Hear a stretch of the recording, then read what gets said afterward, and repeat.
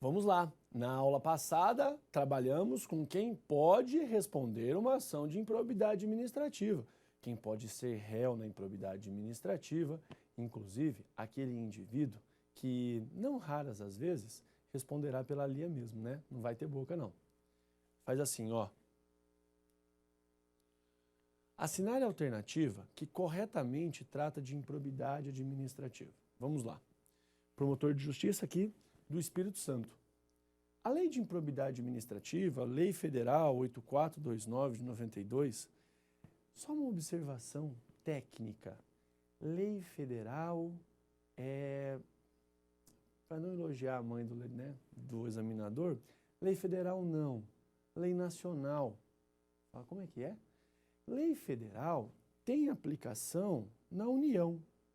A Lei 8.112 de 90 é uma lei federal, aplica-se ao servidor público civil da União. A Lei 8429 é uma lei nacional, tem aplicação em todo o país, independentemente na esfera federal, estadual, distrital ou municipal. Mas tudo bem, vamos dar uma colher de chá para o examinador aqui. A Lei de Improbidade Administrativa, Lei Federal número 8429, cuida de reparar atos de improbidade praticados contra a administração pública por uma via específica que não se confunde com a ação penal comum, nem com a ação que apura os crimes de responsabilidade das autoridades mencionadas na Constituição Federal. Linda afirmativa. Em relação ao presidente da República, está ele sujeito à perda da função pública e dos direitos políticos em decorrência de improbidade administrativa, pela via da ação civil pública da Lei Federal 8429. O presidente da República vai responder nos termos da 8429? Não, né? Vimos isso na aula passada. Senadores, deputados federais e estaduais estão sujeitos às normas constitucionais que disciplinam expressamente a forma de perda das funções. Assim, não podem ter cassado seus direitos políticos pela via da Lei 8429. Da mesma forma, cuidado, juízes e promotores de justiça estão imune à sanção da referida lei? Não, não falamos deles, né? Errado. A Lei Federal 8429 de 92 veda em caráter absoluto a presença de algumas autoridades públicas no polo passivo de ação civil de improbidade. Em caráter absoluto, a lei disse isso? Não, a lei não disse, mas vamos continuar, já sabemos que está errado. Ou prevê foro de prerrogativa de função. Não existe prerrogativa de função na 8429, lembra? Falamos isso na nossa primeira aula de improbidade. Não restringindo, no entanto, as sanções cabíveis. Errada. A Lei Federal 8429 de 92 pode ensejar prerrogativa de foro. Não, não pode, pois ostenta caráter criminal. Que mentira! Cível, não é criminal. Olha que legal, já veio o gabarito aqui, né? Letra A. A letra A, de fato, é a letra correta, uma vez que nós temos a seguinte situação. A lei de improbidade vai realmente reparar e vai buscar a reparação dos atos de improbidade praticados contra a administração pública e é uma ação específica que não se confunde com a ação penal nem com a ação para apurar os crimes de responsabilidade das autoridades mencionadas na Constituição. Verdade, porque daí eu tenho lei própria para apurar crime de responsabilidade. Então, beleza, questão fácil, letra A. Vamos para a próxima aqui. Quem pode ingressar agora com a ação de improbidade? Olha a mudança da pergunta. Na aula passada, nós falávamos quem pode ser réu na improbidade administrativa, quem pode responder uma ação de improbidade, nos termos da Lei 8429 de 92, da LIA. Quem pode ser réu eu já sei. Agora eu quero saber quem é que pode ser autor, quem é que pode promover a ação, quem é que pode ingressar com a ação de improbidade. Artigo 1º. Os atos de improbidade praticados por qualquer agente público, servidor ou não, contra a administração direta, indireta ou fundacional de qualquer dos poderes da União, dos estados, DF, dos municípios, por isso que é uma lei nacional, 8429 não é federal, de território, de empresa incorporada ao patrimônio público ou de entidade para cuja criação ou custeio o erário haja concorrido ou concorra com mais de 50% do patrimônio da Receita, serão punidos na forma dessa lei. Percebeu? Para que o erário, os cofres públicos, tenham contribuído ou concorram com mais de 50% do patrimônio. Você fala, Barbieri, tá fácil. Se tem ali uma lesão, se tem uma ofensa a uma dessas pessoas jurídicas, ou que exista contribuição do Estado, dos cofres públicos, do erário, com mais de 50%, tá tranquilo. Aí faz a leitura apressada e não vai analisar o parágrafo. Cuidado que aqui tem pegadinha. Mais de 50% gera improbidade, né? Gera. Olha o parágrafo. Parágrafo único.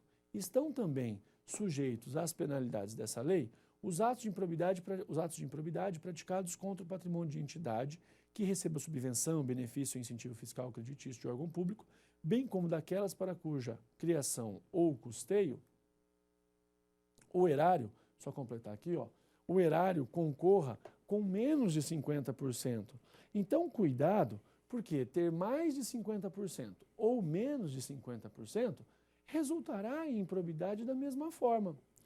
Só que no parágrafo único do artigo 1º, nós temos um detalhe que muitas vezes o candidato acaba perdendo um ponto precioso por falta de atenção. Eu tenho uma vinculação à sanção, eu tenho uma limitação. Pega, por gentileza, 8429 no seu parágrafo único no artigo 1º e veja lá, ó, estão também sujeitos às penalidades dessa lei os atos de improbidade praticados contra o patrimônio de entidade que receba subvenção, benefício ou incentivo fiscal ou creditício de órgão público, olha ali, bem como daquelas para cuja criação ou custeio o erário haja concorrido ou concorra com menos de 50%. Então, se tem mais de 50%, se tem menos de 50%, vai dar improbidade do mesmo jeito. Só que cuidado aqui. Do patrimônio da receita anual, limitando-se, nestes casos, a sanção patrimonial à repercussão do ilícito sobre a contribuição dos cofres públicos. Ou seja, com menos de 50%, eu vou limitar os efeitos da sanção patrimonial àquilo que diz a lei, ó, a repercussão do ilícito sobre a contribuição dos cofres públicos. Bacana? Entendeu? Então tá bom. Agora vamos no artigo 17. Artigo 17. O Ministério Público, se não intervir no processo como parte, atuará obrigatoriamente como fiscal da lei, sob pena de nulidade. Pronto, já temos a resposta. Quem é que deve ingressar com a ação de improbidade administrativa? Ou a pessoa jurídica lesada, ou o Ministério Público. Um dos dois. Ocorreu uma improbidade contra o município vai ingressar com a ação. Ou vem o Ministério Público. Aí veja, e o Ministério Público, mais do que qualquer coisa, tem que ter participação obrigatória. Você fala, como assim, Barbieri, participação obrigatória? O Ministério Público, ele tem que necessariamente atuar. Sabe por quê? Porque ou ele atua como autor da ação, ou ele atua como fiscal da lei. Perguntinha clássica, né? E se ele não atuar nem como autor e nem como fiscal da lei? Se ele não estiver nem em um e nem no outro, aí nulidade do processo, tá bom? A participação dele é obrigatória, não é facultativa, não. Ó, mais uma questão aqui, ó. Delegado da Polícia Federal, 2013. Caso o Ministério Público não tivesse ajuizado a referida ação, qualquer cidadão poderia ter ajuizado a ação de improbidade subsidiária. Não existe ação de improbidade subsidiária. Claro que está errado. Eu não falo de ação subsidiária. Isso não existe. A ação de improbidade administrativa, ou ela é proposta pela pessoa jurídica lesada, ou ela é proposta pelo Ministério Público. Não existe aqui a ação subsidiária, tá bom? Sanções cabíveis e o princípio da proporcionalidade. Isso aqui é bem bacana, é fácil, e eu quero que você pense assim, ó, como que aparece, né, isso na sua prova? Um único ato de improbidade pode refletir algumas sanções. Então eu dei um passo a mais, fui corrupto, pratiquei um ato de improbidade. Até aqui eu estava no meu limite, quando eu avancei, pratiquei improbidade administrativa. Aí você fala, Barbieri, você praticou improbidade administrativa, agora nós temos que visualizar as sanções. Eu falo, não, as sanções não. Para um único ato de improbidade, eu vou responder uma sanção só. E a mais leve, inclusive. Um único ato de improbidade, ele pode exteriorizar diversas sanções. Um único ato. Exteriorizando pelo menos 3 esferas. Quais são elas? Um único ato de improbidade administrativa pode resultar uma sanção civil, pode resultar uma sanção penal e pode também resultar uma sanção administrativa. Olha que interessante. Uma única prática, um único ato irregular pode refletir 3 momentos sancionatórios e esferas distintas, autônomas, independentes. E aí você pergunta, mas olha, eu tenho que necessariamente aplicar as 3 esferas? Não, necessariamente não. Você pode aplicar uma só, pode aplicar 2 ou pode aplicar as 3. Mas você deve sempre respeitar o princípio da proporcionalidade, que está lá no artigo 12.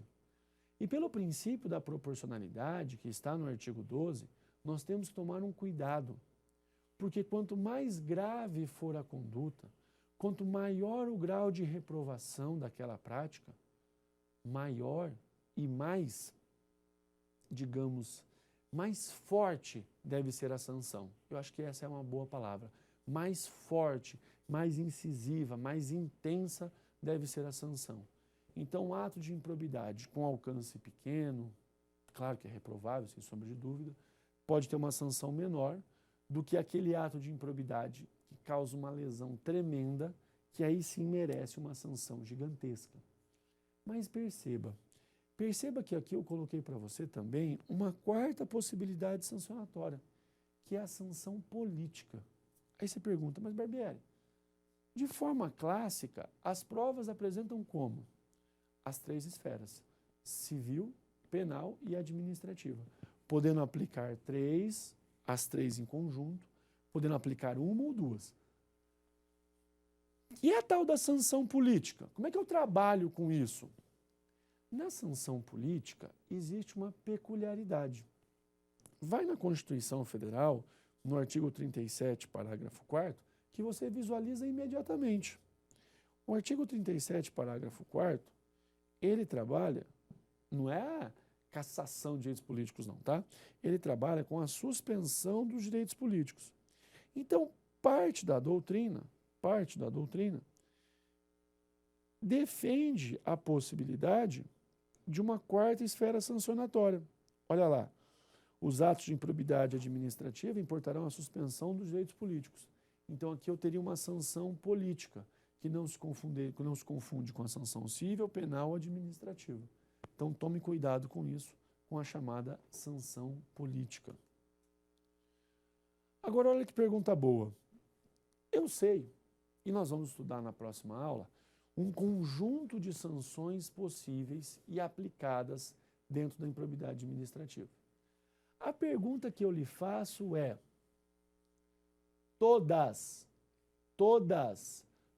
e qualquer sanção da improbidade administrativa produz efeitos, tem incidência imediata? Então, qualquer sanção produz efeitos imediatamente? Não. Eu tenho 2 que você tem que tomar cuidado. Quais são? Suspensão dos direitos políticos e perda da função pública. Anota aí para mim. Suspensão dos direitos políticos e perda da função pública são as 2 sanções que não possuem aplicação imediata. Suspensão dos direitos políticos e a perda da função, elas não incidem imediatamente. Quer ver? Pega a 8429, por gentileza, e vamos lá no finalzinho dela para você visualizar. Artigo 20. A perda da função pública e a suspensão dos direitos políticos só se efetivam com o trânsito em julgado da sentença condenatória. Então, enquanto não existir o trânsito em julgado, não há possibilidade da incidência dessas 2 sanções? Não. Então, cuidado. Toda e qualquer sanção da improbidade administrativa produzirá efeito automaticamente? Não. Ver artigo 20, caput da lei, tá bom? Até a nossa próxima aula, a gente se vê. Fica com Deus e um grande abraço.